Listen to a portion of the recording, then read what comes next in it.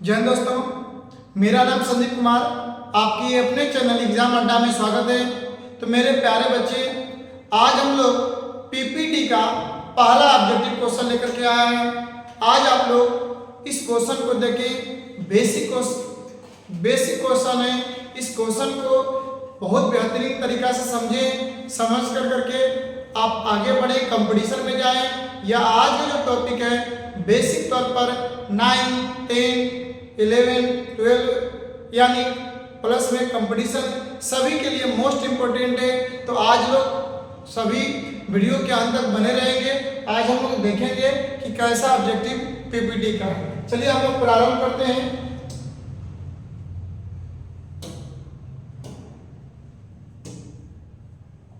तो आज हम लोग पढ़ने जा रहे हैं पीपीटी का ऑब्जेक्टिव क्वेश्चन।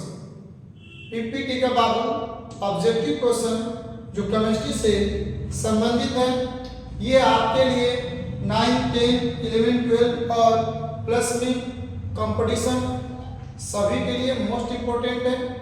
मेरे प्यारे बच्चे, जो यहाँ पर दिखाई दे रहा है जीएसटी संस्कार केमिस्ट्री कंट्रोल क्लासेस, ये मेरे क्लास का नाम है। जो यहाँ पर व्यक्त कर रहा है कि जीएसटी संस्करण क्लास का नाम हो गया। उस क्लास में क्या पढ़ाई होता है? तो केमिस्ट्री। और बाबू थोड़ा सा इसका एड्रेस बतला दिया आपको। तो मेरे क्लास का एड्रेस है चकबंदी रोड, नियर मां गायत्री मंदिर, भगुआ, वार्ड नंबर 11। यानी जब चकबंदी में आइएगा तो वार्ड नंबर 11 यानी गायत्री माँ के सामने मेरा कोचिंग दिखाई देगा। तो चलिए आप लोग क्वेश्चन नंबर 1 प्रारंभ करते हैं। क्वेश्चन नंबर 1 मेरे प्यारे बच्चे प्रारंभ करते हैं। तो कह रहा है क्वेश्चन नंबर 1 मेरे प्यारे बच्चे कह रहा है कि आवोगाद्रो संख्या निम्न में से किन परमाणुओं की संख्या को प्रकट करती है। यानी कह रहा है कि जो आवोगाद्रो संख्या होता है, निम्न में से किन परमाणुओं की संख्या को प्रकट करता है। मेरे प्यारे बच्चे, आपको थोड़ा सा मैं बतला दूं कि परमाणु अति सूक्ष्म कणों से मिलकर के बना है, अर्थात इलेक्ट्रॉन, प्रोटॉन, न्यूट्रॉन। जो जॉन डाल्टन साहब का कहना था कि परमाणु अविभाज्य है, यानी उन्होंने सन 1808 ईस्वी में परमाणु सिद्धांत का प्रतिपादन किया था, जॉन डाल्टन साहब ने। और उनके सिद्धांत के अनुसार परमाणु अविभाज्य होता है, यानी परमाणु को विभाजित नहीं किया जा सकता है। किंतु आधुनिक वैज्ञानिकों ने आकर के उनके नियम का विरोध किया और बोला कि नहीं, परमाणु अति सूक्ष्म कणों से मिलकर के बना है, किंतु परमाणु को मौलिक कणों में तोड़ा जा सकता है, अर्थात इलेक्ट्रॉन, प्रोटॉन और न्यूट्रॉन में तोड़ा जा सकता है। अब मेरे प्यारे बच्चे, इन्होंने ये बतला दिया कि परमाणु को विघटित नहीं कर सकते। कौन? जॉन डाल्टन ने। लेकिन आधुनिक वैज्ञानिकों ने बतलाया कि परमाणु को 30 मौलिक कणों से मिलकर के बना है। परमाणु जो है 30 मौलिक कणों से मिलकर के बना है, जिसमें 3 का स्थान सर्वोपरि है, इलेक्ट्रॉन, प्रोटॉन और न्यूट्रॉन। यानी जो परमाणु में मुख्य मौलिक कण है इलेक्ट्रॉन, प्रोटॉन और न्यूट्रॉन है। अब थोड़ा सा हम जान लेते हैं कि जो परमाणु द्रव्यमान होता है, मेरे प्यारे बच्चे, जो परमाणु द्रव्यमान होता है, जो परमाणु द्रव्यमान होता है मेरे प्यारे बच्चे, प्रोटॉन और न्यूट्रॉन के योगफल को हम बोलते हैं। यानी जो परमाणु द्रव्यमान होता है वो प्रोटॉन प्लस में न्यूट्रॉन के योगफल को बोलते हैं। जब भी बात करते हैं हम लोग परमाणु संख्या की, तो परमाणु संख्या यानी प्रोटॉन की संख्या को हम परमाणु संख्या कहते हैं। तो यहाँ पर जब परमाणु का द्रव्यमान पता किया जा रहा था, तो परमाणु का द्रव्यमान पता करने के लिए सबसे पहले नंबर हाइड्रोजन तत्व को एक मानक रूप माना गया था। किसको माना गया था मेरे प्यारे बच्चे? हाइड्रोजन को। लेकिन हाइड्रोजन को एक मानक तत्व मान करके उसका द्रव्यमान की गणना किया जा रहा था, लेकिन वो असफल रहा। तब हाइड्रोजन के बाद दूसरा तत्व आया ऑक्सीजन। ऑक्सीजन को एक मानक रूप माना गया, लेकिन ऑक्सीजन बिका रहा, असफल रहा। तब जाकर के तीसरा एक तत्व आया जिसका नाम पड़ता है कार्बन। कार्बन के 3 समस्थानिक समस्थानिक होते हैं? प्रोटियम, ड्यूटियम और ट्राइटियम। यानी कार्बन के कितने समस्थानिक होते हैं मेरे प्यारे बच्चे? 3 समस्थानिक होते हैं, प्रोटियम, ड्यूटियम और ट्राइटियम। तो कार्बन को एक मानक रूप मान करके और उनके द्रव्यमान और संख्या का अध्ययन किया गया। तो इसका आंसर आपका, इसका मेरे प्यारे बच्चे आंसर आपका हो जाएगा ए। आंसर क्या होगा मेरे प्यारे बच्चे? ए, यानी 12 ग्राम C12। आपका आंसर क्या हो गया? ए। चलिए क्वेश्चन नंबर 2 देखते हैं मेरे प्यारे बच्चे। क्वेश्चन नंबर 2 देखते हैं। क्वेश्चन नंबर 2 कह रहा है, क्वेश्चन नंबर 2 कह रहा है, क्वेश्चन नंबर 2 कह रहा है ऑक्सीजन परमाणुओं की अवोगाद्रो संख्या का भार होता है। यानी कह रहा है ऑक्सीजन परमाणु, यहाँ पर किस परमाणु की बात कर रहा है? ऑक्सीजन परमाणु की बात कर रहा है। और ऑक्सीजन परमाणुओं की अवोगाद्रो संख्या का भार ज्ञात करना है। मेरे प्यारे बच्चे अवोगाद्रो संख्या का मान होता है 6.022 गुणे 10 के पावर 23। अवोगाद्रो संख्या का मान क्या होता है? 6.022 गुणे 10 के पावर 23। तो अभी क्या कर रहा है? ऑक्सीजन परमाणु का। किसका पूछ रहा है मेरे प्यारे बच्चे? ऑक्सीजन परमाणु का। तो जो जिसका पूछता है उनके द्रव्यमान से यदि गुणा कर देते हैं तो मेरा अवोगाद्रो संख्या का भार निकल जाता है। यानी ऑक्सीजन परमाणु का द्रव्यमान पूछे तो ऑक्सीजन परमाणु का द्रव्यमान कितना होता है? 16 होता है। तो हम लोग का हो जाएगा 16 मल्टीपल 6.022 गुणे 10 के पावर 23 हो जाएगा। तो इसका आंसर आपको किधर दिखाता है? आंसर नंबर ऑप्शन हो जाएगा सी। क्या ऑप्शन हो गया? सी ऑप्शन हो गया। अब मेरे प्यारे बच्चे ये ऑक्सीजन दिया है, यदि ये कार्बन यहाँ पर दे देता, कार्बन क्या देता है मेरे प्यारे बच्चे? कार्बन देता, तो हम क्या करते हैं? कार्बन का द्रव्यमान कितना होता है? 12 होता है। 6.022 गुणे 10 के पावर 23। यानी हम केवल कार्बन के द्रव्यमान को यदि हम लोग मल्टीपल कर देते हैं तो सूर्य बाबू क्या मिल जाता हमको? अवोगाद्रो संख्या का भार मिल जाता। किसके लिए? तो कार्बन। चलिए अब आपका आंसर क्या हो गया? सी हो गया। चलिए अब आगे पढ़ते हैं। अब हम लोग क्वेश्चन नंबर 3 पर देखते हैं। क्वेश्चन नंबर 3, क्वेश्चन नंबर ये बाबू टॉपिक जो है मोल संकल्पना नहीं मोल कंसेप्ट है। मोल कंसेप्ट पर हम लोग पढ़ रहे हैं। क्वेश्चन नंबर 3 मेरे प्यारे बच्चे, क्वेश्चन नंबर 3 कह रहा है। तो क्वेश्चन नंबर 3 में कह रहा है कि मानक ताप एवं दाब, मानक ताप और दाब किस गैस अथवा वाष्प का मोलर आयतन होता है? मेरे प्यारे बच्चे बहुत बार कंपटीशन में पूछा गया है कि जो गैस होता है, जो गैस होता है वह मोलर आयतन के रूप में, मोलर आयतन के रूप में किस पर होता है? तो मेरे प्यारे बच्चे 22.4 लीटर होता है। ये शुद्ध मान्यता है। यानी हम कहें कि 1 मोल बराबर क्या होगा? 1 मोल बराबर क्या होगा? तो 22.4 लीटर के बराबर। यानी आपका जो आदर्श गैस होगा मेरे प्यारे बच्चे, कितने क्या होगा? आदर्श गैस होगा। और आदर्श गैस कितना होगा? तो 22.4 लीटर होगा। तो 1 मोल के बराबर होगा। इसका मतलब कि ताप एवं दाब किस गैस अथवा किस वाष्प का मोलर आयतन होता है? तो आपका ऑप्शन हो जाएगा बी। आपका ऑप्शन क्या हो जाएगा? बी, यानी 22.4 होगा। चलिए अब हम लोग आगे बढ़ते हैं। क्वेश्चन नंबर हम देखते हैं 4। क्वेश्चन नंबर 4 देखते हैं मेरे प्यारे बच्चे। क्वेश्चन नंबर 4 देखते हैं। क्वेश्चन नंबर 4 कह रहा है कि निम्न में से किसका द्रव्यमान ग्रामों में मोलर द्रव्यमान होगा? कह रहा है कि निम्न में से, मतलब कि 4 ऑप्शन दिया है। इसी 4 ऑप्शन में कह रहा किसका द्रव्यमान ग्रामों में मोलर द्रव्यमान होगा।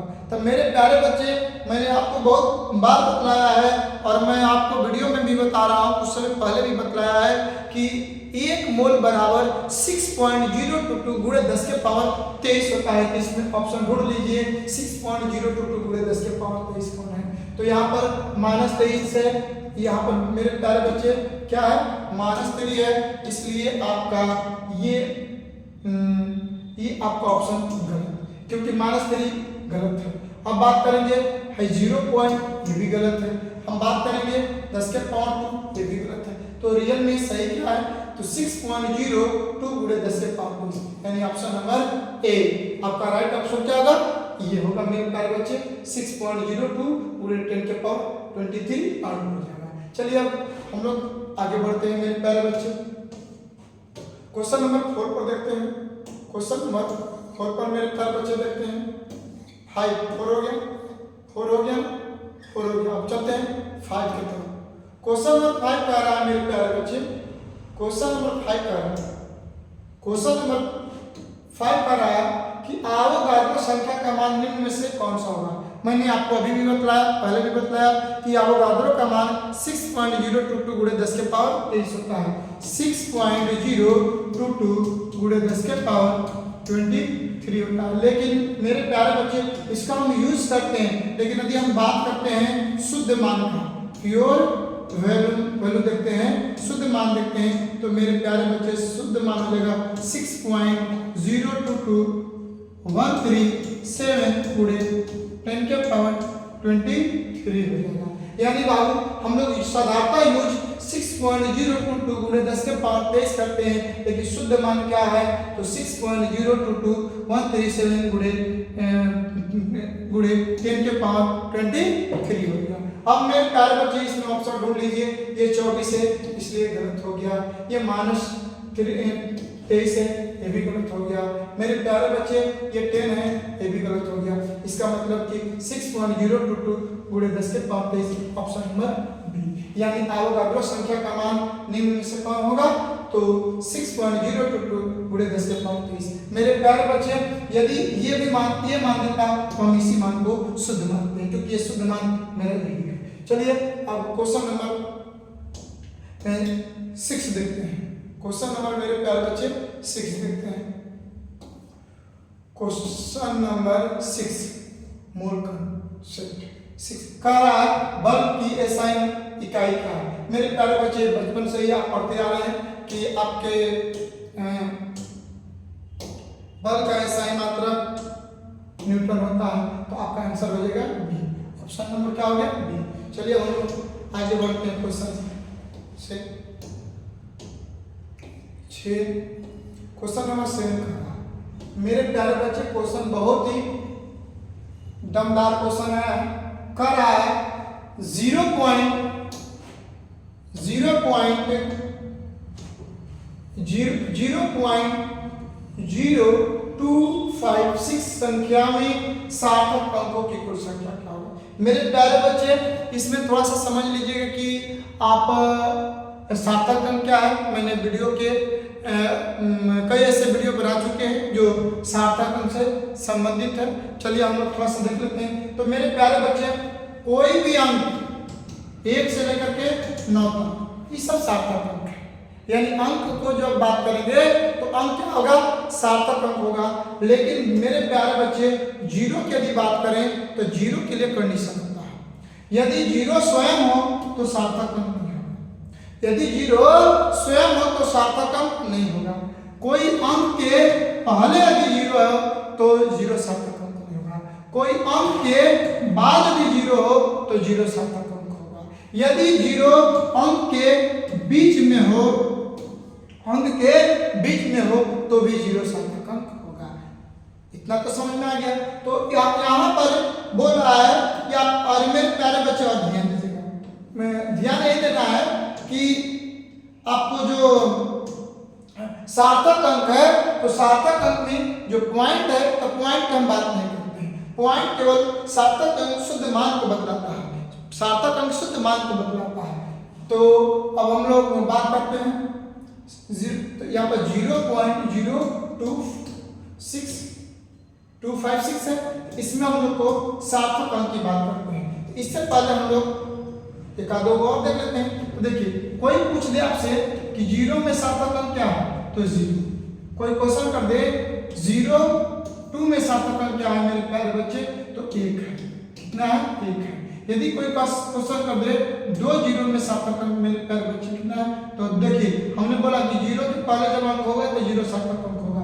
तो यहाँ पर बाबू सार्थक अंक गिनेंगे 1 2, यानी सार्थक अंक कितना है, सब अंक को गिनते हैं वही हमारा सार्थक अंक होता है। यदि मेरे प्यारे बच्चे 2 0 5 हो तब सार्थक अंक क्या होगा। तो देखिए यहाँ पर 0 सार्थक नहीं था, यहाँ पर 0 सार्थक अंक नहीं था, यहाँ पर 0 सार्थक अंक हो गया। अब देखिए ये 0 अंक के बीच में होंगे तो 0 भी सार्थक अंक होगा। तो गिनिए 1 2 3 यानी सार्थक अंक कितना होगा। अब यही बोल देते हैं 0.205 में सार्थक अंक क्या होगा। तो मेरे प्यारे बच्चे क्योंकि ये पॉइंट के पहले 0 है, 0 के पहले कोई अंक नहीं है, तो ये हमारा सार्थक अंक नहीं होगा। तो हमारा सार्थक अंक क्या होगा 1 2 3 यानी सार्थक अंक क्या होगा 3 हो जाएगा। यदि मेरे प्यारे बच्चे इसी तरह हम और एक आधो एग्जाम्पल देखें, तो यदि कोई एग्जाम्पल की बात करेगा तो जैसे ले लीजिए हम एग्जाम्पल में ले लेते हैं 3.543 में सार्थक अंक क्या होगा। तो मेरे प्यारे बच्चे गिनेंगे 1 2 3 4 5 यानी सार्थक अंक कितना हो जाएगा 5 हो जाएगा। मेरे प्यारे बच्चे कितना हो जाएगा 5 हो जाएगा। यदि बात करेंगे 3.5432 में सार्थक अंक क्या होगा। तो मेरे प्यारे बच्चे 0 के पहले कोई अंक नहीं है, इसलिए 0 सार्थक अंक नहीं है। तब गिनेंगे 1 2 3 4 5 यानी सार्थक अंक कितना होगा 5 हो गया। ठीक है, सार्थक अंक 5 हो गया। चलिए तो अब हम लोग इसको आंसर देखते हैं। तो मेरे प्यारे बच्चे इसमें गिनती कर लीजिए सार्थक अंक। तो यहाँ पर जो 0 है ये सार्थक अंक नहीं है, पॉइंट के बाद 0 है सार्थक अंक नहीं है, क्योंकि 0 के पहले कोई अंक नहीं है, इसलिए सार्थक अंक केवल और केवल ये नहीं होगा। तो सार्थक अंक गिन लीजिए 1 2 3 यानी इसमें ऑप्शन नंबर बी यानी आपका ऑप्शन क्या होगा ज्वाला बाबू, ऑप्शन नंबर हो जाएगा 3 हो जाएगा। ठीक है, चलिए अब आगे क्वेश्चन की तरफ चलते हैं। क्वेश्चन अब 8 पर चलते हैं मेरे प्यारे बच्चे। क्वेश्चन नंबर 8, क्वेश्चन नंबर 8 में कह रहा है, क्वेश्चन नंबर 8 में मेरे प्यारे बच्चे कह रहा है कि किसी कार्बनिक पदार्थ के लिए C4H10O लिखना प्रदर्शित करता है। मेरे प्यारे बच्चे अब इसको हम चाहे तो तोड़ना चाहे तो नहीं तोड़ पाता है, यानी ये यौगिकों का या अणुओं का सरलतम रूप है।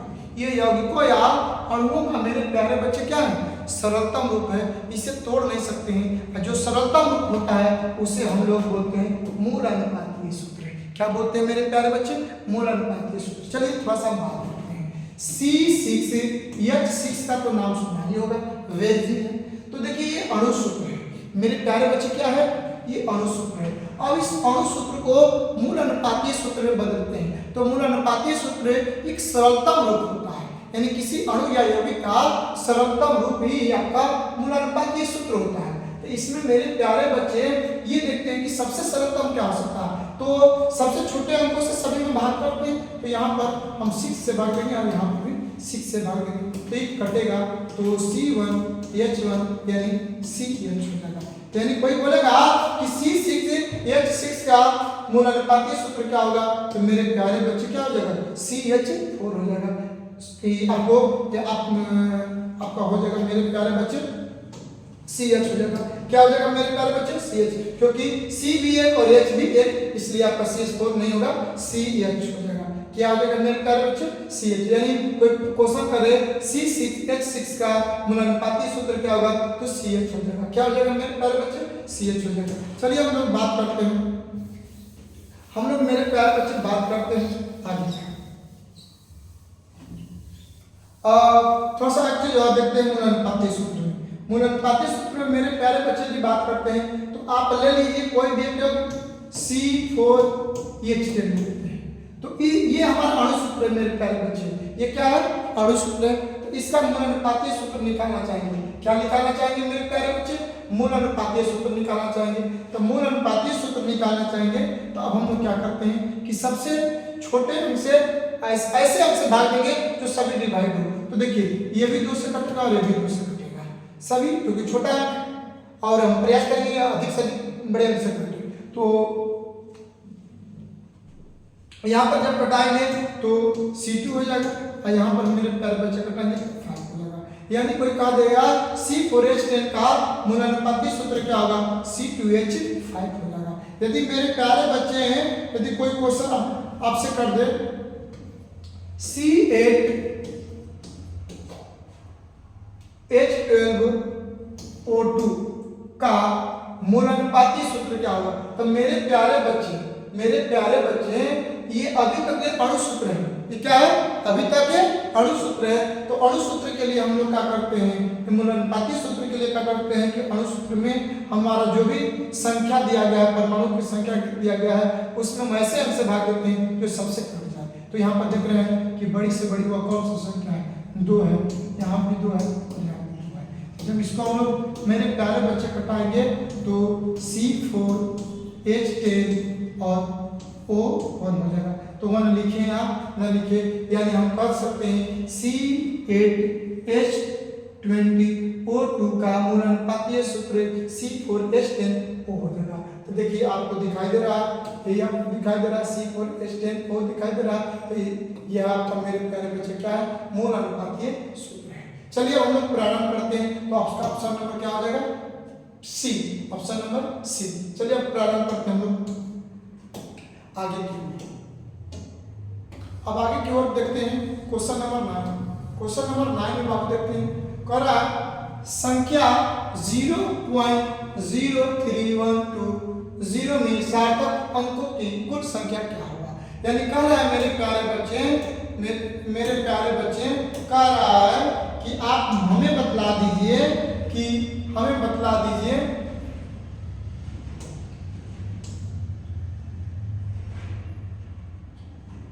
मेरे प्यारे बच्चे कह रहा है कि हमें बतला दीजिए आप कि इसमें सार्थक अंक क्या है। तो मेरे प्यारे बच्चे 0 सार्थक अंक नहीं होगा, ये 0 सार्थक अंक नहीं होगा, तो सार्थक अंक क्या होगा? बस यही। तो आपको हो जाएगा 1 2 3 4, यानी option number B. Option number प्यारे बच्चे क्या हो गया? बी हो गया। ऑप्शन नंबर मेरे प्यारे बच्चे क्या हो गया? बी हो गया। चलिए अब हम लोग प्रारंभ करते हैं क्वेश्चन नंबर 10। क्वेश्चन नंबर 10 की बात करते हैं मेरे प्यारे बच्चे। क्वेश्चन नंबर 10 की बात करते हैं। देखिए कह रहा है, ये मेरे प्यारे बच्चे कह रहा है कि 25 डिग्री सेल्सियस ताप केल्विन में बराबर होगा। तो मैंने आपको टेम्परेचर बतलाया था, तापमान बतलाया था। ताप मापने के 3 पैमाने होते हैं। तापमान मापने के मेरे प्यारे बच्चे कितने पैमाने होते हैं? 3 पैमाने होते हैं। कितने पैमाने होते हैं? 3 पैमाने होते हैं। अब हम लोग बात करेंगे कि 25 डिग्री सेल्सियस ताप केल्विन मान में बराबर होगा। तो मेरे प्यारे बच्चे क्या होगा? तो देखिए सबसे पहले नंबर अभी जान लीजिए कि ताप मापने के कौन कौन से पैमाने हैं। तो 3 पैमाने हैं। कौन कौन सा पैमाने बाबू? 3 पैमाने हैं। नंबर 1 बात करेंगे बाबू, नंबर 1 तो केल्विन। नंबर 1 में क्या हो जाएगा? केल्विन। नंबर 2 में मेरे प्यारे बच्चे हो जाएगा सेल्सियस। नंबर 3 में हो जाएगा फ़ारेनहाइट। क्या हो जाएगा? फ़ारेनहाइट। तो यानी हमने बताया कि पहला क्या होता है? केल्विन, दूसरा क्या होता है? डिग्री सेल्सियस, तीसरा क्या होता है? Degree Fahrenheit. तो अब देखिए थोड़ा सा हम आपको एक चीज बतला रहे हैं मेरे प्यारे बच्चे। मेरे प्यारे बच्चे हम आपको बतला रहे हैं कि यदि केल्विन बराबर पूछे तो डिग्री सी प्लस 273 होता है। 0.15 जोड़ सकते हैं, लेकिन साधारणतः हम लोग प्रयोग करते हैं degree Celsius plus 273, degree Celsius plus 273। अब मेरे प्यारे बच्चे डिग्री सेल्सियस की बात पूछे तो देखिए ये मेरे प्यारे बच्चे प्लस हो जाएगा तो माइनस, यानी केल्विन माइनस 273, केल्विन माइनस 273 हो जाएगा। यदि मेरे प्यारे बच्चे डिग्री फ़ारेनहाइट की बात करेंगे तो डिग्री फ़ारेनहाइट और डिग्री सेल्सियस में एक संबंध होता है। तो क्या संबंध होता है मेरे प्यारे बच्चे? इसको आप लोग रख लीजिए क्योंकि बीपीएससी के लिए मोस्ट इंपोर्टेंट है। यानी C बटा के 5 बराबर डिग्री F माइनस 32 बटा के 9। यानी मेरे प्यारे बच्चे ये एक संबंध हो गया। यानी ताप मापने के 3 पैमाने केल्विन, सेल्सियस और फ़ारेनहाइट। तो केल्विन बराबर क्या होता है? डिग्री सेल्सियस प्लस 273, सेल्सियस का मान हो जाएगा केल्विन माइनस 273। और मेरे प्यारे बच्चे सेल्सियस और फ़ारेनहाइट का जब बात करेंगे तो डिग्री C बटा के 5 बराबर डिग्री F माइनस 32 बटा के। तो यहाँ पर क्या पूछ रहा है कि जो सेल्सियस दिया है उसको किस में बदलिए? केल्विन में। किस में बदलिए मेरे प्यारे बच्चे? केल्विन में बदलिए। तो चलिए देख लेते हैं। तो यहाँ पर केल्विन की बात कर रहा है तो अब बताइए केल्विन बराबर क्या होता है? Degree C plus 273। तो डिग्री C का मान कितना दिया है? 25 दिया है मेरे प्यारे बच्चे। और केल्विन 273 को जोड़ना है तो हम ऐड करेंगे तो 5 3 8 हो जाएगा, 7 2 9 हो जाएगा और 298 केल्विन। ऑप्शन नंबर आपका option number C. Option number प्यारे बच्चे क्या हो जाएगा? सी हो जाएगा। यानी कोई कहेगा 25 डिग्री सेल्सियस ताप केल्विन मान में बराबर होगा तो ऑप्शन क्या हो गया? सी हो गया। चलिए हम लोग प्रारंभ करते हैं आगे क्वेश्चन की ओर बढ़ते हैं। 10 के बाद 11 और कह रहा है हाइजेनबर्ग के अनिश्चितता के सिद्धांत के अनुसार कह रहा है कि आपका हाइजेनबर्ग अनिश्चितता का सिद्धांत क्या है? मेरे प्यारे बच्चे कह रहा है कि कह रहा है मेरे प्यारे बच्चे कि हाइजेनबर्ग का अनिश्चितता सिद्धांत क्या है? हाइजेनबर्ग का अनिश्चितता सिद्धांत क्या है? तो मेरे प्यारे बच्चे हाइजेनबर्ग का अनिश्चितता सिद्धांत कहता है कि इलेक्ट्रॉन की द्वैत प्रकृति का जब हम लोग अध्ययन करते हैं, इलेक्ट्रॉन की द्वैत प्रकृति का अध्ययन करते हैं, इसका मतलब कि इलेक्ट्रॉन कण और तरंग दोनों हैं। द्वैत प्रकृति का मतलब कि इलेक्ट्रॉन तरंग का भी गुण और कण का भी गुण दोनों विद्यमान है। यानी इलेक्ट्रॉन कण भी है और तरंग भी है, दोनों का गुण विद्यमान होता है। तो अब यहाँ पर हम जानना चाहते हैं हाइजेनबर्ग। तो देखिए हाइजेनबर्ग वैज्ञानिक का नाम है। हाइजेन क्या है? एक वैज्ञानिक का नाम है। उन्होंने अपना 1927 ईस्वी में क्या बोलते हैं अपना अनिश्चितता का सिद्धांत दिया था। इनका कहना था बाबू कि किसी भी इलेक्ट्रॉन के स्थिति और संवेग दोनों को एक साथ ज्ञात करना संभव नहीं है। यानी इलेक्ट्रॉन कह रहा है इलेक्ट्रॉन के स्थिति में अनिश्चितता तथा संवेग में अनिश्चितता का गुणनफल h बाई का गुणनफल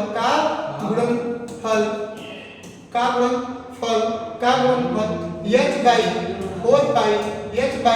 4 पाई के बराबर होगा या उससे बड़ा होगा। तो मेरे प्यारे बच्चे आपका ऑप्शन हो जाएगा ए होगा नहीं, बी होगा नहीं, सी। मेरे प्यारे बच्चे सी और डी में देखते हैं तो एच बाई ए। यानी मेरे प्यारे बच्चे ये भी नहीं होगा, बी नहीं होगा, डी नहीं होगा। तो अब यहाँ का ऑप्शन नंबर सी। थोड़ा सा ध्यान दीजिएगा, यहाँ पर आपको एन दिया है, ये एन नहीं है, ये क्या है? ये एच है। मेरे प्यारे बच्चे क्या है? एच है। यानी del P into del x H by 4 pi. यानी यहाँ पर जो एन है बाबू उसको आप क्या बना लीजिएगा? एच बना लीजिएगा। क्लियर है? तो आपका ऑप्शन नंबर क्या हो गया? Option number C. Option number C. अब चलते हम लोग आगे की। अब मेरे प्यारे बच्चे हम आगे की ओर देखते हैं। तो अब 12वीं में देखते हैं। 12 में कर परमाणु भार का आधुनिक आधार है। मेरे प्यारे बच्चे कह रहा है कि परमाणु भार का आधुनिक भार है।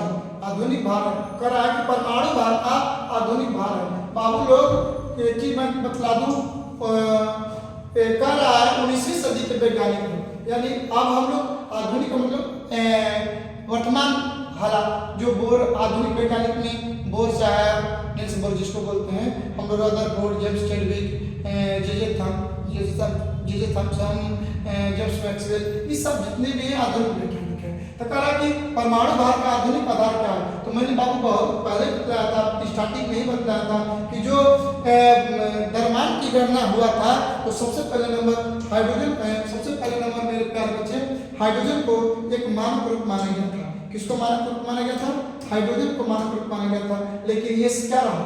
असफल रहा। तब उसके बाद ऑक्सीजन को माना गया, ये भी असफल रहा। तब एक कार्बन को एक समस्थानिक माना गया और कार्बन को समस्थानिक मान करके सभी तत्वों के द्रव्यमानों की गणना किया गया। यानी कार्बन को ही एक मानक रूप माना गया। तो ऑप्शन नंबर देखिए, तो ऑक्सीजन गलत है। करा कि साधारण ऑक्सीजन, ये क्या है? गलत है। करा कि समस्थानिक ऑक्सीजन, ये भी क्या है? गलत है। समस्थानिक कार्बन, ये ऑप्शन नंबर डी। यानी ऑप्शन नंबर क्या है मेरे प्यारे बच्चे? डी सही है। ऑप्शन नंबर डी क्या है? सही है। चलिए हम लोग क्वेश्चन नंबर आगे देखते हैं मेरे प्यारे बच्चे। क्वेश्चन नंबर 13 देखते हैं। क्वेश्चन नंबर 13 का है। क्वेश्चन नंबर 13 मेरे प्यारे बच्चे कर रहा है कि क्वेश्चन नंबर 13 कर रहा मेरे प्यारे बच्चे कि 1:2:2p2 किसका इलेक्ट्रॉनिक विन्यास है? यानी पूछ रहा है इलेक्ट्रॉनिक विन्यास। तो मेरे प्यारे बच्चे ऊपर वाला को ऐड कर दीजिए तो ये इलेक्ट्रॉन मिल जाएगा। यानी 2 2 4 2 6, यानी 6 इलेक्ट्रॉन। तो अभी जोड़ लीजिए किसका इलेक्ट्रॉन? ऑक्सीजन, यहाँ पर फास्फोरस दिया है और इसके बाद नाइट्रोजन दिया है और एन दिया है। तो मेरे प्यारे बच्चे इसमें 8 होता है, इसमें 15 होता है, इसमें 7 होता है और इसमें 11 होता है। तो मेरे प्यारे बच्चे z बराबर p बराबर ही z बराबर p बराबर ही z बराबर p बराबर z बराबर p बराबर 2। तो मेरे प्यारे बच्चे इसमें क्या है, तो इसमें आपका 8 हो गया 8 हो गया और 8। इसका मतलब ऑक्सीजन तो गलत है, हम लोग इसमें 15 बात करें 15 और 15, इसका मतलब कि इलेक्ट्रॉन p आया तो ये भी क्या है, गलत है, फास्फोरस भी गलत है। इसमें 7 इसमें इलेक्ट्रॉन 7 है तो इसका मतलब भी क्या है, गलत है। तो अब हम बात करेंगे सोडियम में 11, तो मेरे प्यारे बच्चे इसमें इलेक्ट्रॉन क्या 11, ये भी गलत है।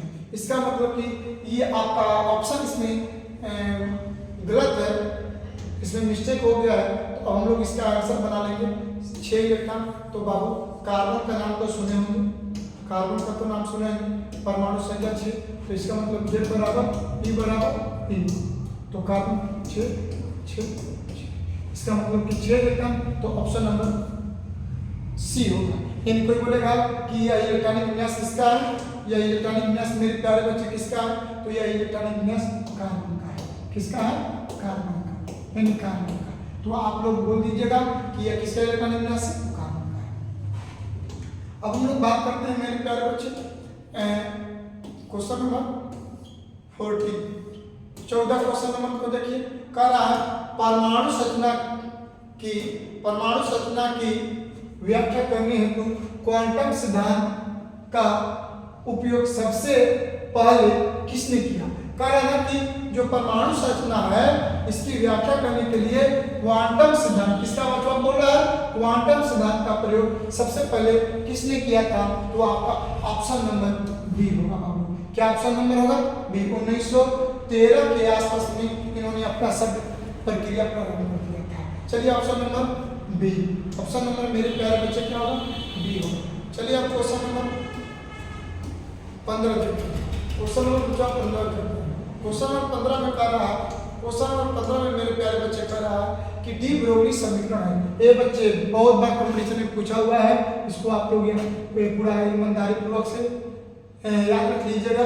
कह रहा है कि डी ब्रोगली समीकरण, तो मेरे प्यारे बच्चे आपको हम डी ब्रोगली समीकरण बहुत क्लियर समझा चुके हैं, पढ़ा चुके हैं। तो डी ब्रोगली समीकरण की जो बात करें तो डी ब्रोगली ने 2 इक्वेशन लेकर के अपना समीकरण बनाया था, और जो दो इक्वेशन लिया था, 2 इक्वेशन को तुलना किया था, तो उसके बाद जो समीकरण मिला था। तो हम थोड़ा सा दो वैज्ञानिकों का नाम लेते हैं। आइंस्टीन का समीकरण E बराबर mc, ये आइंस्टीन का समीकरण। एक तो बात था प्लांक सिद्धांत था, तो प्लांक सिद्धांत से E बराबर h न्यू था। E बराबर मेरे प्यारे बच्चे था h न्यू, और दोनों को तुलना किया था mc, दोनों को तुलना किया था mc और बाबू h न्यू, तब जाकर के हमारा लेम्डा बराबर आया था h/mv, यानी h/mv आया था। मेरे प्यारे बच्चे क्या आया था, h/mv आया था। ये क्या है, v है। तो इसका मतलब कि option number B, option number B, यानी लेम्डा बराबर h/mv। मेरे प्यारे बच्चे जब यहाँ पर इलेक्ट्रॉन के वेव को v माना है तो लेम्डा बराबर h/mv हो गया है, लेकिन यदि c मानता तो लेम्डा बराबर h/mc भी हो सकता, यानी ये ऑप्शन देता तब वो सही है, और ये ऑप्शन देता तब भी सही है। अब क्वेश्चन नंबर हम लोग आगे देखते हैं। क्वेश्चन नंबर मेरे प्यारे बच्चे अब 16 देखते हैं।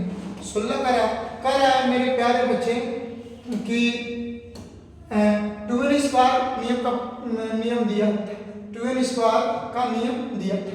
किसने, मतलब पूछ रहा है कि किसने दिया था, तो इसका ऑप्शन हो जाएगा पॉली। क्या हो जाएगा मेरे प्यारे बच्चे, पॉली, यानी 2n स्क्वायर का नियम किसने दिया था, पॉली नामक वैज्ञानिक ने दिया था। चलिए हम लोग प्रारंभ करते हैं आगे की क्वेश्चन। आगे क्वेश्चन में देखते हैं, आगे क्वेश्चन में मेरे प्यारे बच्चे देखते हैं, मेरे प्यारे बच्चे आगे क्वेश्चन देखते हैं। तो अब कह रहा है कि 17 क्वेश्चन कह रहा है मेरे प्यारे बच्चे, 17 क्वेश्चन कह रहा है कि बतला दीजिए कि निम्न में से किस तत्व में न्यूट्रॉन उपस्थित है। बहुत दमदार क्वेश्चन है, बहुत दमदार क्वेश्चन है, याद रखिएगा। इसको आप कंपटीशन में करोड़ों बार पूछा जा चुका है। मैंने कोई ऐसा सेट नहीं देखा कंपटीशन का जिसमें ये क्वेश्चन ना पूछा हो। ये बहुत बार पूछता है कंपटीशन के लिए, 9th हो, 10th हो, 11th हो, 12th हो या कंपटीशन हो, सबके लिए मोस्ट इंपोर्टेंट है। तो करा कि निम्न में से मतलब कि चारों में ढूंढना है कि किसमें न्यूट्रॉन नहीं होता है, किसमें न्यूट्रॉन नहीं होता है। तो चलिए हम लोग बात करते हैं कि ये हीलियम हो जाएगा मेरे प्यारे बच्चे, 2 हो जाएगा, 4 होता है। अब मेरे प्यारे बच्चे रेडियम हो जाएगा, रेडियम हो जाएगा मेरे प्यारे बच्चे, आयरन, रेडियम हो जाएगा, रेडियम, रेडियम हो जाएगा, अच्छा आयरन हो जाएगा, और इसमें लिथियम का एल हो जाएगा और इलेक्ट्रोहाइड्रोजन। तो चलिए हम हाइड्रोजन की बात करते हैं। ज्यादा क्या दिमाग लगाना है, बस दिमाग लगाना है हाइड्रोजन में, क्योंकि केवल यही हाइड्रोजन है, ये केवल हाइड्रोजन ही एक ऐसा तत्व है जिसमें न्यूट्रॉनों की संख्या 0 होता है, बाकी तत्वों में कुछ ना कुछ न्यूट्रॉनों की संख्या होती है। तो इसमें दिमाग क्या लगाना है, बस हाइड्रोजन दिखाई दे रहा है ऑप्शन, हाइड्रोजन को मारना है। अब आपकी बात रहती है कि सर ये कैसे, तो चलिए हाइड्रोजन का द्रव्यमान 1 होता है, तो बाबू ये बराबर P + N होता है, मतलब कि प्रोटॉन और न्यूट्रॉन का योगफल द्रव्यमान संख्या के बराबर होता है। तो इसको हम लोग ये बोलते हैं, नीचे वाला को Z बोलते हैं। तो अब मेरे प्यारे बच्चे, अब मेरे प्यारे बच्चे कि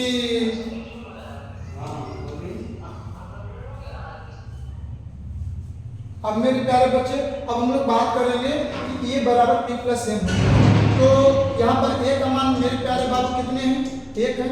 P का मान मेरे प्यारे बच्चे कितने हैं, P का मान मतलब देखो Z बराबर P बराबर E, तो Z का मान 1 होगा तो P का मान भी 1 होगा, तो यहाँ P का मान 1 होगा और प्लस N हो जाएगा। तो देखिए यहाँ प्लस इधर आएगा तो माइनस, यानी 1 - 1 = 1 में से घटेगा तो 0 बराबर, ठीक है। यानी यहाँ न्यूट्रॉन की संख्या क्या होगा, 0। तो option number A, option number ए मेरे प्यारे बच्चे, इसको आप याद रख लीजिएगा।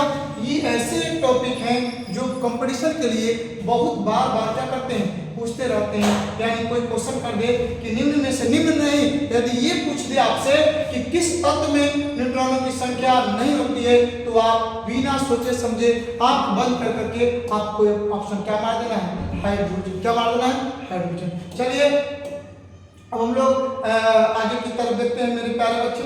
क्वेश्चन नंबर देखते हैं 18 कर रहा है, क्वेश्चन नंबर 18 बोल रहा है मेरे प्यारे बच्चे। क्वेश्चन नंबर 18 में कह रहा है, क्वेश्चन नंबर 18 में मेरे प्यारे बच्चे कह रहा है कि आप क्वेश्चन नंबर 18 में मेरे प्यारे बच्चे, क्वेश्चन नंबर किसमें कर रहा है, 18। क्वेश्चन नंबर 18 में कह रहा है कि निम्न में करा कि निम्न में किस तत्वों का यह इलेक्ट्रॉनिक विन्यास है। यानी कह रहा है कि 4 ऑप्शन दिया गया है, चारों ऑप्शन में ये बतला दीजिए कि किसका इलेक्ट्रॉनिक विन्यास दिया गया है। तो अब हम लोग क्या करते हैं, इलेक्ट्रॉनिक विन्यास निकालने के लिए सबसे पहले नंबर हम लोग को यहाँ पर दिया गया है। इलेक्ट्रॉनिक विन्यास निकालने के कई तरीके हैं, जिसमें सबसे पहले नंबर आता है sp_df पर और उसके बाद आता है 2n² पर। तो यहाँ पर sp_df पर दिया हुआ है, तो ये sp_df पर हम क्या करते हैं कि इलेक्ट्रॉन को ऐड करते हैं। यदि इलेक्ट्रॉन को ऐड करेंगे जिस परमाणु संख्या के बराबर होगा वही हमारा आंसर हो जाएगा। तो गिनती कर लीजिए आप लोग। तो यहाँ पर 2 2 4 6 10 2 12 6 18 18 5 23 1 24 option number A, option number A.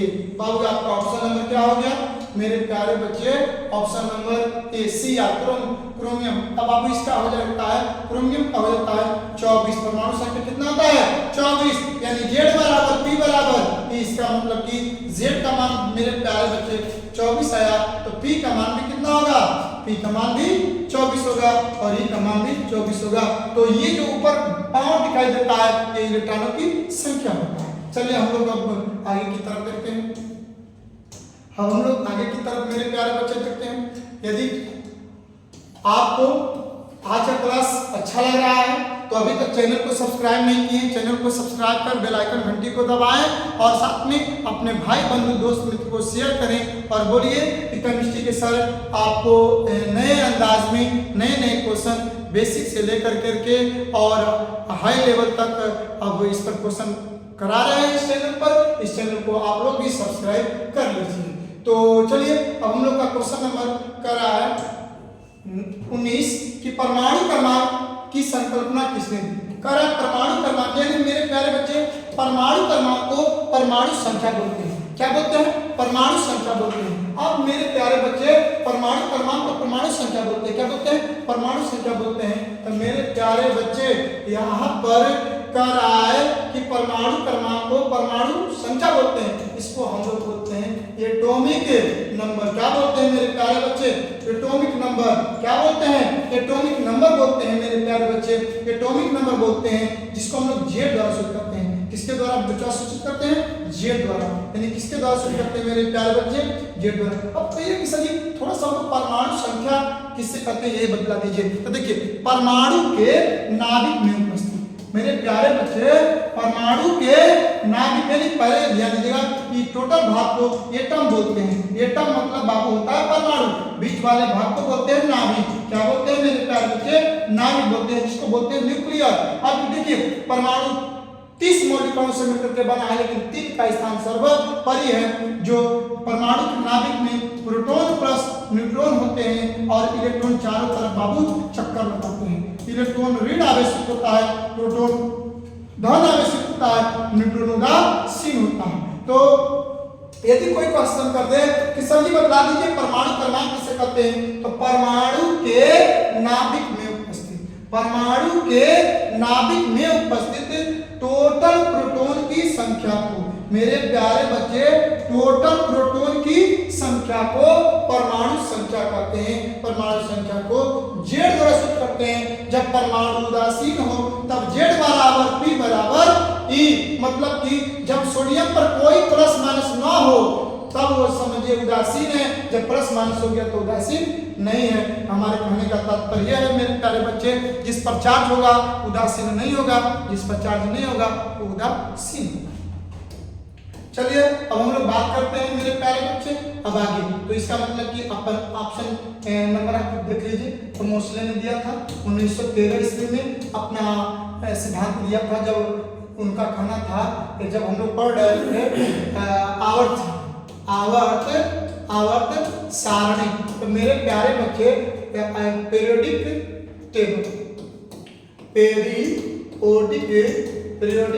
Table, तो मेरे प्यारे बच्चे जब पीरियोडिक टेबल पढ़ रहे थे तो पीरियोडिक टेबल में हमने आपको ये बतलाया था कि इसमें कई वैज्ञानिक सामने आए थे। जिसमें सबसे पहला वैज्ञानिक आए थे जिनका नाम था डोबेरिनर का त्रियक नियम। नंबर 2 वैज्ञानिक में आए, नंबर 2 वैज्ञानिक में न्यूलैंड्स का औष्टक नियम। दूसरा में न्यूलैंड्स ने आए थे और तीसरा में बाबू आए थे, तीसरा में आए थे मेंडलीफ। तीसरा में कौन आए थे? मेंडलीफ आए थे। और चौथा वैज्ञानिक बाबू आए थे मोसले। चौथा में आए थे मोसले आए थे, मोसले। कौन बाबू लोग आए थे? मोसले। कौन आए थे मेरे प्यारे बच्चे? मोसले आए थे। इन्होंने 1913 ईस्वी में अपना दिया था। इनका कहना था किसी भी तत्व के भौतिक और रासायनिक गुण उनके परमाणु क्रमांक के आवर्ती फलन होते हैं। इनका क्या डिफिनेशन था? किसी तत्व के भौतिक और रासायनिक गुण उनके परमाणु क्रमांक के आवर्ती फलन होते हैं। इसका मतलब आंसर क्या हो गया मेरे प्यारे बच्चे? मोसले। क्या हो गया?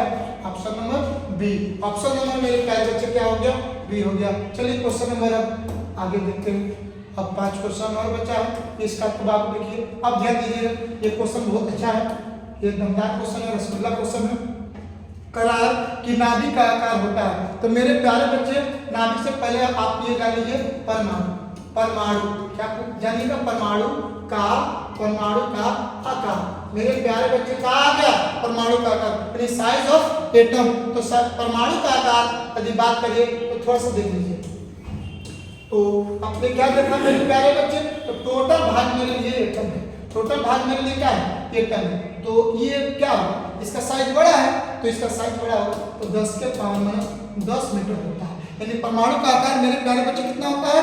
तो 10 के पावर माइनस 10 मीटर होता है। ये कंपटीशन में 1000 बार पूछा गया है कि परमाणु का आकार होता है, तो परमाणु का आकार क्या होता है 10 के पावर माइनस 10 मीटर, जिसको हम लोग बोलते हैं मेरे प्यारे बच्चे 10 के पावर माइनस 8 सेंटीमीटर। यदि सेंटीमीटर में बोले तो 10 के पावर माइनस 8 सेंटीमीटर हो जाएगा। यदि एंगस्ट्रॉम में बोलेंगे तो 1 एंगस्ट्रॉम के बराबर। यानी हमारा ये सब तीन को यहाँ पर दिखाई दे दिया। क्या दिखाई दे दिया कि परमाणु का आकार कितना होता है, तो 10 के पावर माइनस 10 मीटर या 10 के पावर माइनस 8 सेंटीमीटर या 1 एंगस्ट्रॉम होता है। तो अब देखिए इसके बीच में क्या है, तो नाभिक है। इसके बीच में मेरे प्यारे बच्चे क्या है, तो नाभिक है। तो इसके बीच में बाबू नाभिक है, तो नाभिक जब भी होगा तो परमाणु से छोटा होगा। आप देखिए परमाणु का आकार इतना है, नाभिक का आकार इतना है, तो जिस पर जितना माइनस उतना छोटा, जिस पर जितना माइनस उतना छोटा। इसलिए मेरे प्यारे बच्चे आपका ऑप्शन नंबर क्या हो जाएगा 10 के पावर माइनस 15 मीटर। यानी नाभिक का आकार कितना हो गया 10 के पावर माइनस 15 मीटर। तो यदि परमाणु का आकार पूछ दे तो परमाणु का आकार हो जाएगा 10 के पावर माइनस 10 मीटर, 10 के पावर माइनस 8 सेंटीमीटर। चलिए हम लोग आगे बढ़ते हैं मेरे प्यारे बच्चे। अब क्वेश्चन नंबर 21 देखते हैं। क्वेश्चन नंबर 21 देखते हैं मेरे प्यारे बच्चे। क्वेश्चन नंबर 21 का है, क्वेश्चन नंबर मेरे प्यारे बच्चे 21 का करा नाभिक की खोज का श्रेय दिया गया था। ये मेरे प्यारे बच्चे ये हमने 1 करोड़ बार बताया है आपको, आप जानते भी हैं। क्या बताया है मेरे प्यारे बच्चे कि 1909 ईस्वी में, मेरे प्यारे बच्चे कितना ईस्वी में 1909 ईस्वी में रदरफोर्ड ने अपना मॉडल दिया था किसका, नाभिक का। यानी रदरफोर्ड ने 1909 ईस्वी में अपना मॉडल दिया था। इनका कहना था कि परमाणु का अधिकांश भाग खोखला होता है। परमाणु का क्या होता है भाग, अधिकांश खोखला होता है। यानी परमाणु के, यानी हम सोने का पत्थर लेते हैं और उससे यदि अल्फा कणों से प्रहार कराते हैं तो तीन तरह का कंडीशन मिलता है, 3 तरह का रिजल्ट मिलता है। क्या मिलता है कि बहुत कम अल्फा किरणें, बहुत कम अल्फा किरणें, मतलब बहुत कम लेस मात्रा जिस पथ से जाती है उसी पथ से वापस आ जाती है। बहुत मतलब थोड़ा बहुत किरणें जिस पथ से जाती है उससे अपने पथ को विचलित कर देती है, मतलब अपने रास्ता को बदल देती है। और बचवा अधिकांश अल्फा किरणें जिस पथ से जाती है उस पत्थर को पार करके आगे बढ़ जाती है। यानी आपने क्या देखा, इन्होंने 3 रिजल्ट दिया था। पहला रिजल्ट कि पहला दिया था कि परमाणु का जो परमाणु का आकार होता है वो खोखला होता है। यानी परमाणु का भाग जो होता है बाबू खोखला होता है, अधिकांश अल्फा किरणें पार कर जाती है। दूसरा में भी बोला था कि परमाणु के मध्य कुछ धन आवेशित कण होते हैं जो अल्फा किरणों को प्रवर्तित कर देते हैं, यानी अपने पथ से विचलित कर देते हैं। और तीसरा कंडीशन में इन्होंने दिया था कि बहुत कम अल्फा किरणें जिस पथ से जाती है उसी पथ से वापस चलाती है। थोड़ा सा मैंने आपको यहाँ पर ये एक चीज बता देते हैं। समय तो लग रहा है लेकिन मेरे प्यारे बच्चे आप को एकदम क्लियर हो गया होगा, आपको समझ में आ रहा होगा मेरे प्यारे बच्चे। लेकिन थोड़ा सा 2 मिनट और समय दे दीजिए, 2 मिनट में आपको क्लियर दिखाई देगा। क्लियर मेरे प्यारे बच्चे दिखाई देगा। तो इन्होंने क्या किया था मेरे प्यारे बच्चे कि जब अल्फा किरणों से प्रहार करा, किससे प्रहार कराया मेरे प्यारे बच्चे, अल्फा किरणों से प्रहार कराया। तो अल्फा किरणें से प्रहार कराया, अल्फा किरणें से क्या किया, प्रहार कराया। तो अधिकांश अल्फा किरणें क्या कर रही, पार कर गई। क्या कर रही, पार कर गई। तो ये बोला कि अधिकांश अल्फा किरणें पार करने का मतलब कि परमाणु का अधिकांश भाग खोखला होता है। और उन्होंने बताया कि कुछ अल्फा किरणें अपने पथ से क्या हो जाती है, विचलित हो जाती है। अपने पथ से क्या होती है, विचलित हो जाती है। तो उन्होंने कहा कि इसमें कोई धन आवेशित कण होता है। क्या होता है, इसमें कोई धन आवेशित कण होता है। और तीसरा में बताया कि कुछ अल्फा किरणें जिस पथ से जाती है उसी पथ से वापस लौट आती है, जिस पथ से जाती है उसी पथ से वापस लौट आती है। तो इन्होंने कहा कि ये इसका मतलब यह हुआ कि बीच में धन आवेशित कण के साथ जितना उसका शक्ति होता है वो बीच में ही समाप्त होती है। तो उसी बीच वाले भाग को केंद्र बोलते हैं और उसी केंद्र को उन्होंने बोला था कि नाभिक है। यानी रदरफोर्ड ने 1909 ईस्वी में नाभिक का खोज किया था। चलिए हम लोग अब आगे बढ़ते हैं। क्वेश्चन नंबर बाबू देखते हैं 22, 26 क्वेश्चन है, 22 पर हम लोग पहुंच चुके हैं। तो क्वेश्चन नंबर यदि हम बात करते हैं मेरे प्यारे बच्चे, हाइड्रोजन परमाणु में प्रोटॉन एवं इलेक्ट्रॉन के मध्य का अंतरकाश होता है। तो मेरे प्यारे बच्चे ये तो दुनिया जानता है, ये दुनिया जानता है कि परमाणु करा कि हाइड्रोजन परमाणु में प्रोटॉन एवं इलेक्ट्रॉन के मध्य का अंतर्घास होता है, ये खाली होता है। पूर्ण रूप से क्या होता है? खाली होता है। पूर्ण रूप से खाली होता है क्योंकि एक इलेक्ट्रॉन दूसरे भाग में कूदता है, तीसरे भाग में कूदता है, चौथे यानी कूदता है। तो कूदेगा कब? जब खाली रहेगा तब। तो option number A. Option number मेरे प्यारे बच्चे क्या हो जाएगा? ये हो जाएगा। चलिए अब हम लोग बात करते हैं क्वेश्चन नंबर 23 की। तो कह रहा है मेरे प्यारे बच्चे कह रहा है न्यूट्रॉन की खोज किसने किया? न्यूट्रॉन की खोज किसने किया था? ये मेरे प्यारे बच्चे आपको तो मैंने बहुत बार बताया कि परमाणु 3 मौलिक कणों से, मुख्यतः 3 मौलिक कणों से मिलकर के बना है। प्रोटॉन, इलेक्ट्रॉन और न्यूट्रॉन से मिलकर के बना है। मेरे प्यारे बच्चे 1886, कौन सा? 1886 में क्या हुआ था? इसका खोज हुआ था मेरे प्यारे बच्चे 1920 ईस्वी में। देखिए खोज करने वाले का नाम था गोल्डस्टीन, लेकिन नामकरण करने वाले का नाम था रदरफोर्ड। किसका? प्रोटॉन का। इलेक्ट्रॉन की बचवा बात करें तो 1897 ईस्वी में, किसमें? 1897 ईस्वी में मेरे प्यारे बच्चे 1897। देखिए जेम्स चैडविक क्या बोलते हैं, विलियम क्रुक्स ने 1880 ईस्वी में गैसों का विसर्जन कराया था और जे थॉमसन ने 1897 ईस्वी में इलेक्ट्रॉन का खोज किया था। तो मेरे प्यारे बच्चे अब बात करते हैं न्यूट्रॉन का। तो देखिए इसमें भी 1930 ईस्वी में बूथ और बेकर नामक वैज्ञानिक ने इस न्यूट्रॉन का अध्ययन किया था, लेकिन पूर्ण रूप से 1932 ईस्वी में, किस ईस्वी में मेरे प्यारे बच्चे? 1932 ईस्वी में जेम्स चैडविक ने इस न्यूट्रॉन का खोज किया था। कब किया था? 1932 ईस्वी में जेम्स चैडविक ने। यानी कोई पूछेगा कि न्यूट्रॉन की खोज किसने की थी, तो option number B, option number B. चलिए आप क्वेश्चन नंबर देखते हैं। अब आगे क्वेश्चन नंबर 24 देखते हैं मेरे प्यारे बच्चे। कह रहा है कि प्रोटॉन है एक भाई। आपने वीडियो ईमानदारी पूर्वक से देखा होगा तो आपका ऑप्शन मिल गया होगा। तो इसका ऑप्शन बता दीजिए क्या है मेरे प्यारे बच्चे, कमेंट कर दीजिए, कमेंट करिए इसका कि प्रोटॉन एक है क्या है। आप पढ़े होंगे, पूरा लेक्चर बढ़िया से सुने होंगे। तो प्रोटॉन क्या है मेरे प्यारे बच्चे? चलिए अभी कमेंट नहीं आया, कमेंट बतलाइए। चलिए यदि आप कमेंट नहीं बताइएगा तो हम बतलाते रहे कि इसका ऑप्शन नंबर हो जाएगा बी। बाबू प्रोटॉन एक मौलिक कण है।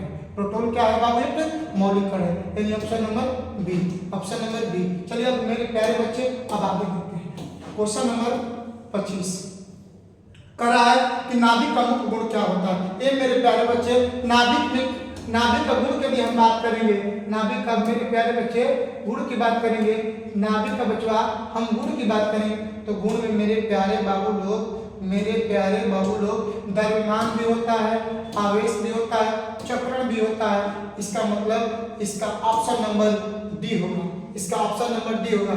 इनमें से सभी हो जाएगा। क्या हो जाएगा मेरे प्यारे बच्चे? इसमें सभी हो जाएगा। चलिए अब लोग आगे की ओर बढ़ते हैं और अंत क्वेश्चन पर चलते हैं। कह रहा है कि अंत भला तो सब होगा। आज हम लोग का आज का क्लास अंत होने वाला है, तो अंत भला तो सब वाला मेरे प्यारे बच्चे। क्या मेरे प्यारे बच्चे क्या आंसर आया? तो देखिए अभी तक यदि आंसर आपको पता हो चुका है तो इसका आगाज कर दीजिए, आंसर ऑप्शन कर दीजिए। आ गया है, कमेंट कर दीजिए। लास्ट क्वेश्चन है। चलिए अभी तक यदि चैनल को बाबू सब्सक्राइब नहीं किए हैं तो चैनल को सब्सक्राइब कर बेल आइकन घंटी को मेरे प्यारे बच्चे दबा दें, जिससे आपको किसी भी प्रकार का नोटिफिकेशन आपके पास पहुंचता रहे। तो कह रहा है 2py कक्षक की ऊर्जा निम्न में से किसके तुल्य होगी? किसके बराबर? तुल्य का मतलब किसके बराबर होगी? मेरे प्यारे बच्चे हमने बताया था उपसेल, सबसेल, उपसेल, सबसेल SPD F होता है। क्या होता है मेरे प्यारे बच्चे? SPD F होता है। ये उपसेल, ऊपर सेल इसको बोलते हैं हम लोग सब सेल बोलते हैं। क्या बोलते हैं मेरे प्यारे बच्चे? सब सेल। इसमें ऑर्बिटल होता है मेरे प्यारे बच्चे। क्या होते हैं? ऑर्बिटल होते हैं। तो S में 1 ऑर्बिटल, P में 3 ऑर्बिटल, D में 5 ऑर्बिटल, F में मेरे प्यारे बच्चे 7 ऑर्बिटल। कितने ऑर्बिटल? 7 ऑर्बिटल। ऑर्बिटल मतलब एक तरह से बॉक्स। तो इसमें देखिए 3 बॉक्स बने मेरे प्यारे बच्चे। कितने बनेगा? 3 बॉक्स बनेगा। तो आप लोग को मैंने बताया है एटॉमिक स्ट्रक्चर में परमाणु संरचना में जब चैप्टर नंबर 2 फर्स्ट ईयर का पढ़ा रहे होंगे तो हमने बताया होगा कि ये px है, ये py है, ये pz है। अब अभी मैंने ये भी बतलाया है किसी बॉक्स किसी ऑर्बिटल में मैक्सिमम 2 इलेक्ट्रॉन को भरे जाते हैं, एक क्लॉकवाइज और एंटी क्लॉकवाइज, एक तीर ऊपर और एक तीर नीचे दौरा, यानी एक चक्रणवाइज एक घड़ी की दिशा में, घड़ी के विपरीत दिशा में। तो मेरे प्यारे बच्चे यदि हम बात करते हैं मेरे पास 6 इलेक्ट्रॉन है तो हम पहले 3 इलेक्ट्रॉन की बात करते हैं आपको समझाने के लिए। 3 इलेक्ट्रॉन, यदि मेरे प्यारे बच्चे यदि मेरे पास 3 इलेक्ट्रॉन है तो हम क्या करेंगे, सबको एक एक इलेक्ट्रॉन देंगे मेरे प्यारे बच्चे। क्या करेंगे, सबको एक एक इलेक्ट्रॉन देंगे मेरे प्यारे बच्चे। अब हम लोग बात करते हैं यदि मेरे पास 4 इलेक्ट्रॉन होता तो आप इसको भरते, यदि मेरे पास 5 इलेक्ट्रॉन होता तो मेरे प्यारे बच्चे इसको भरते, यदि मेरे पास 6 इलेक्ट्रॉन होता तो हम इस तरह भरते। इसका मतलब कि अब आप ऑप्शन बताइए इसमें कौन समतुल्य है, यानी इसके समतुल्य मेरे प्यारे बच्चे कौन है, बतला दीजिए। इसको तो अब 2 है तो 2 ही मानना होगा, 3 होगा तो 3 मानना होगा, 4 होगा तो 4 मानना होगा, 5 होगा तो 5, 6 होगा तो 6, 7 होगा तो 7, बस 7 तक ही होता है। तो मेरे प्यारे बच्चे आपका ऑप्शन हो जाएगा, आपका ऑप्शन हो जाएगा समतुल्य 2pz कक्षा।